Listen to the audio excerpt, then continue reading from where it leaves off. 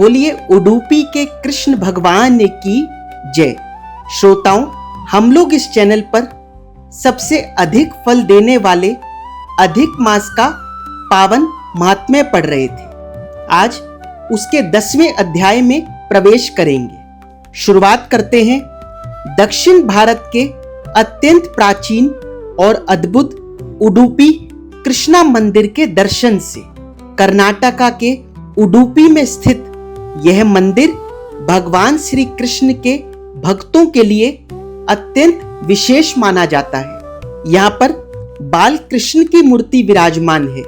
इस मंदिर की एक अनोखी परंपरा है।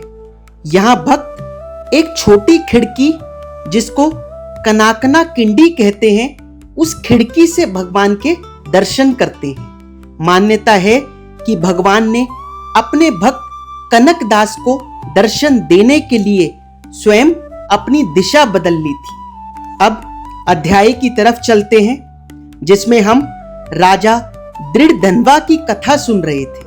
पुरुषोत्तम मास अब अपने अंतिम दिनों की ओर बढ़ रहा था और उसी के साथ राजा दृढ़धनवा के भीतर भी एक गहरा परिवर्तन पूर्ण होने लगा था।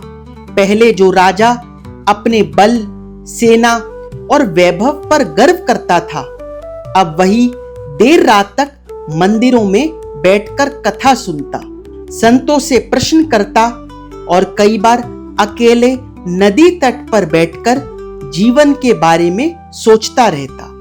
उन्हें अब धीरे धीरे समझ आने लगा था कि मनुष्य जितना संसार को जीतने में लगा रहता है, उतना स्वयं को जानने में नहीं, और शायद इसी कारण भीतर की बेचैनी कभी समाप्त नहीं होती। एक रात राजा फिर उसी दिव्य स्वप्न में पहुंचे। चारों ओर अंधकार था। इस बार उन्हें भय नहीं लग रहा था।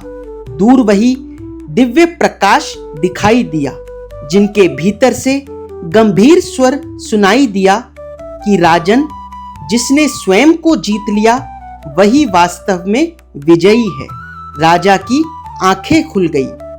उनका हृदय अद्भुत शांति से भर गया। उन्हें लगा जैसे वर्षों से भीतर चल रहा कोई संघर्ष अचानक शांत हो गया हो। प्रातः होते ही वे उसी वृद्ध ऋषि के पास पहुंचे। इस बार उनके चेहरे पर न भय था, न अहंकार, केवल विनम्रता थी।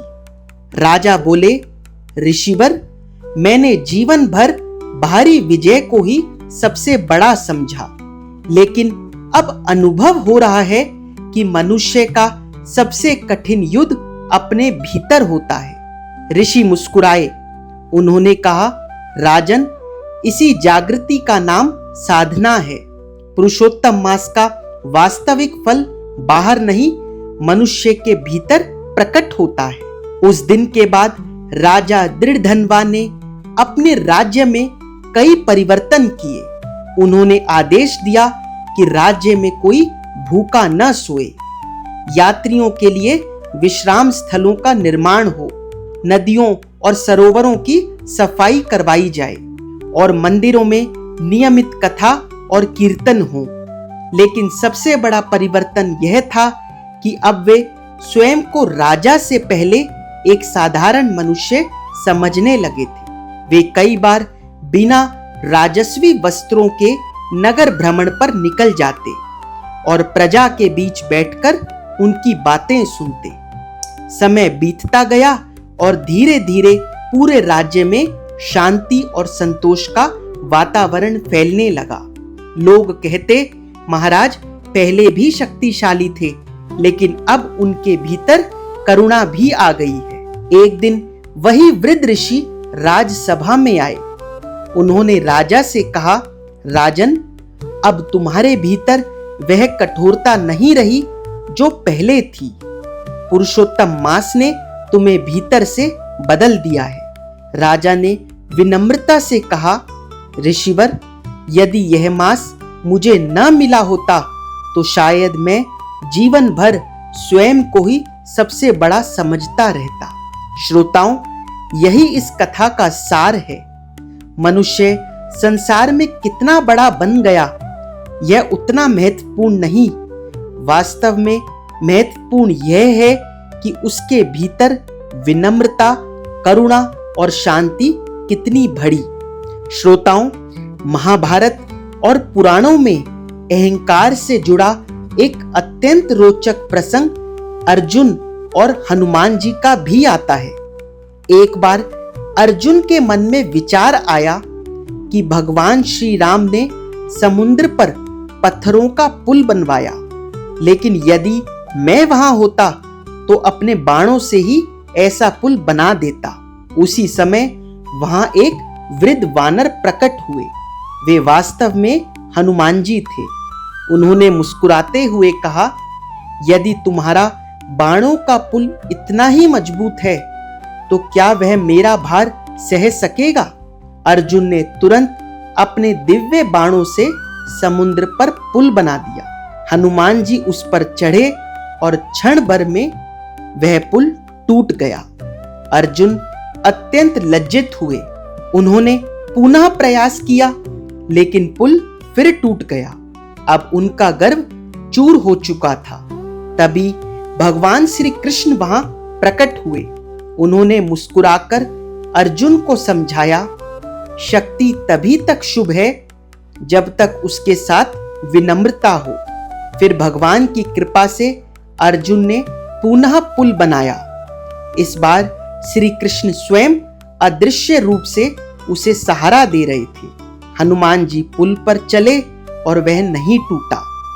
तभी अर्जुन समझ गए कि भगवान की कृपा के बिना मनुष्य का सामर्थ्य अधूरा है। इसके बाद हनुमान जी अर्जुन की विनम्रता से प्रसन्न हुए और भगवान श्री कृष्ण के कहने पर उन्होंने महाभारत युद्ध में अर्जुन के रथ की ध्वजा पर विराजमान रहने का वचन दिया। इसी कारण अर्जुन का रथ कपिध्वज कहलाया। युद्ध के समय जब भयंकर अस्त्र अर्जुन के रथ पर गिरते तो हनुमान जी की दिव्य उपस्थिति और भगवान श्री कृष्ण की कृपा से वह रथ सुरक्षित रहता। महाभारत युद्ध समाप्त होने के बाद जब श्री कृष्ण पहले रथ से उतरे और फिर अर्जुन को उतरने को कहा, तभी अर्जुन के उतरते ही वह रथ अग्नि में जल उठा।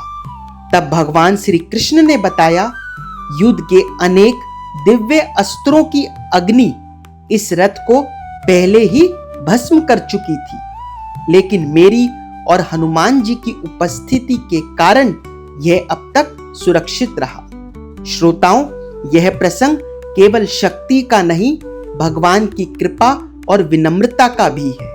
और इसी भाव को भक्त कवि कबीर जी ने अत्यंत सुंदर शब्दों में कहा है, जब मैं था तब हरि नहीं, अब हरि है मैं नाही, प्रेम गली अति साकरी, तामे दो न समाही। कबीर दास जी कह रहे हैं, जब तक मनुष्य के भीतर मैं का अहंकार भरा रहता है तब तक भगवान का अनुभव नहीं होता, लेकिन जब अहंकार कम होने लगता है तब हृदय में भगवान का प्रकाश प्रकट होने लगता है। श्रोताओं, आज यहाँ राजा दृढ़धनवा की कथा पूर्ण होती है। एक ऐसा राजा जिसने भारी विजय से अधिक भीतर की शांति का महत्व समझा और पुरुषोत्तम मास के प्रभाव से अपने जीवन की दिशा बदल दी। 10वां अध्याय समाप्त हुआ। बोलिए पुरुषोत्तम भगवान की जय। बोलिए हनुमान जी महाराज की जय। आज मंगलवार के दिन हमने हनुमान जी की कथा भी सुन ली। आपको कथा अच्छी लगी हो तो वीडियो को लाइक जरूर करके जाइएगा और चैनल पर नए हैं तो सब्सक्राइब किए बिना मत जाइएगा। आइए अब विष्णु चालीसा का पाठ करते हैं। अधिक मास से बढ़िया और कौन सा समय हो सकता है भगवान विष्णु की चालीसा पढ़ने का। पुरुषोत्तम मास में विष्णु चालीसा का पाठ अत्यंत फलदायक माना जाता है। शुरू करते हैं। विष्णु सुनिए विनय, सेवक की चित लाए, कीरत कुछ वर्णन करूं, दीजे ज्ञान बताए। नमो विष्णु भगवान वान खरारी, कष्ट नशावन अखिल बिहारी। प्रबल जगत में शक्ति तुम्हारी, त्रिभुवन फैल रही उजियारी। सुंदर रूप मनोहर सूरत, सरल स्वभाव मोहनी मूरत। तन पर पीतांबर अति सोहत, बैजंती माला मन मोहत। शंख चक्र कर गदा बिराजे, देखत दैत्य असुर दल भाजे। सत्य धर्म मद लोभ न गाजे, काम क्रोध मद लोभ न छाजे। संत भक्त सज्जन मन रंजन, दनुज असुर दुष्टन दल गंजन। सुख उपजाए कष्ट सब भंजन, दोष मिटाए करत जन सज्जन। पाप काट भव सिंधु उतारण, कष्ट नाश कर भक्त उबारण। करत अनेक रूप प्रभु धारण, केवल आप भक्ति के कारण। धरणी धेनु बन तुम ही पुकारा, तब तुम रूप राम का धारा।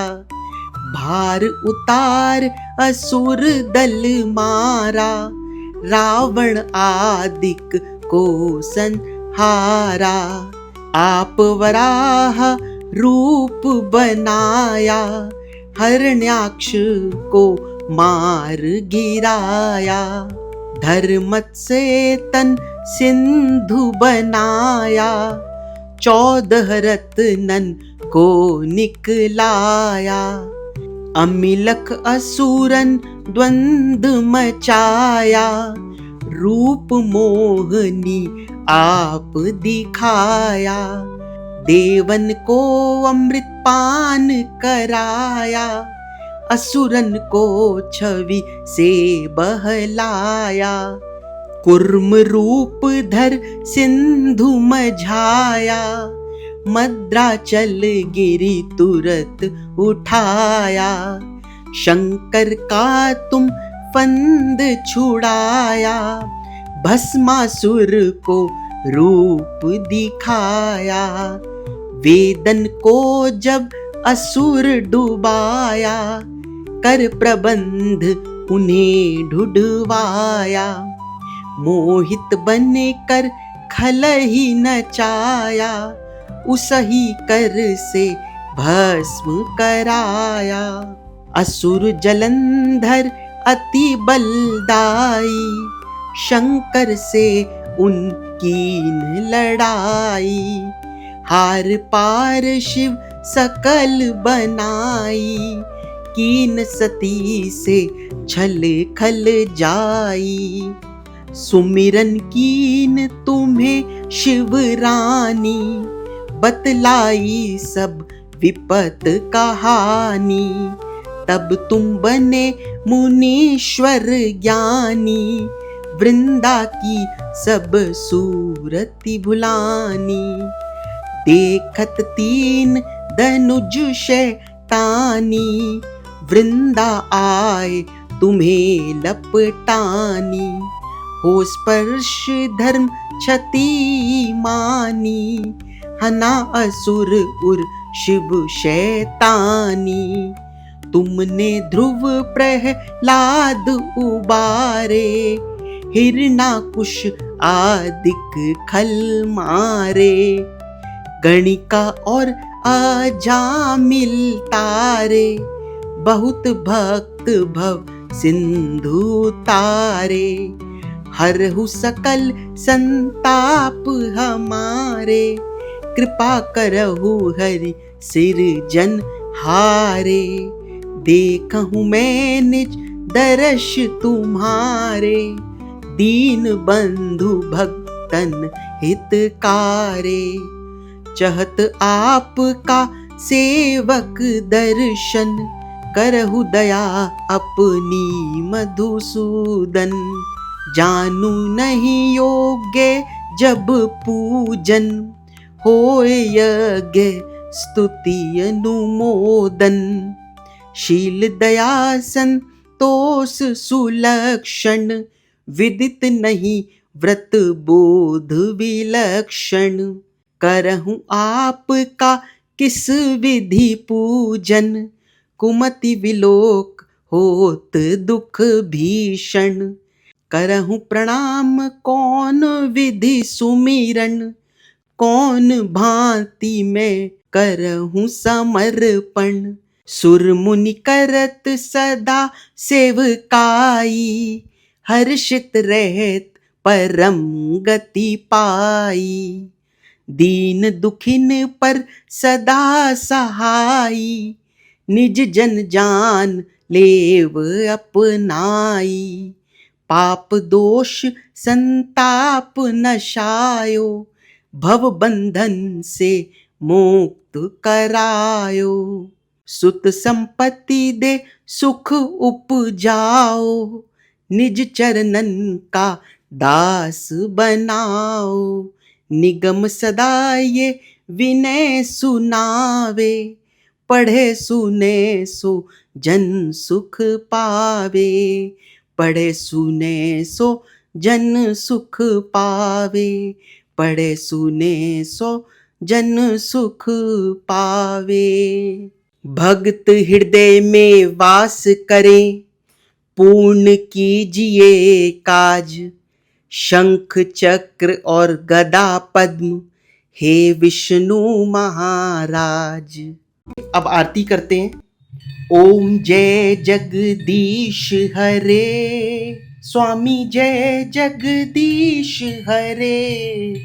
भक्त जनों के संकट, दास जनों के संकट क्षण में दूर करें। ओम जय जगदीश हरे। जो ध्यावे फल पावे, दुख बिन से मन का। स्वामी दुख बिन से मन का, सुख संपत्ति घर आवे। धन दौलत घर आवे, कष्ट मिटे तन का। ओम जय जगदीश हरे। मात पिता तुम मेरे, शरण गहूँ किसकी। स्वामी शरण गहूँ किसकी। तुम बिन और न दूजा, तुम बिन और न दूजा, आस करूं जिसकी। ओम जय जगदीश हरे। तुम पूर्ण परमात्मा, तुम अंतर्यामी। स्वामी तुम अंतर्यामी। पार ब्रह्म परमेश्वर, पार ब्रह्म परमेश्वर, तुम सबके स्वामी। ओम जय जगदीश हरे। तुम करुणा के सागर, तुम पालन करता। स्वामी तुम पालन करता। मैं मूरख खल कामी, मैं सेवक तुम स्वामी, कृपा करो भरता। ओम जय जगदीश हरे। तुम हो एक अगोचर, सबके प्राणपति। स्वामी सबके प्राणपति। किस विध मिलूं दया में, किस विध मिलूं दया में, तुमको मैं कुमति। ओम जय जगदीश हरे। दीन बंधु दुख हरता ठाकुर तुम मेरे, स्वामी रक्षक तुम मेरे। अपने हाथ उठाओ, अपनी शरण लगाओ, द्वार पड़ा तेरे। ओम जय जगदीश हरे। विषय विकार मिटाओ, पाप हरो देवा, स्वामी पाप हरो देवा। श्रद्धा भक्ति बढ़ाओ, श्रद्धा भक्ति बढ़ाओ, संतन की सेवा। ओम जय जगदीश हरे। ओम जय जगदीश हरे। स्वामी जय जगदीश हरे। भक्त जनों के संकट, दास जनों के संकट क्षण में दूर करें। ओम जय जगदीश हरे। बोले विष्णु भगवान की जय, बोले भक्त और भगवान की जय। अगर आप लोगों को वीडियो अच्छी लगी हो तो वीडियो को लाइक और चैनल को सब्सक्राइब जरूर कीजिएगा। जय श्री कृष्ण।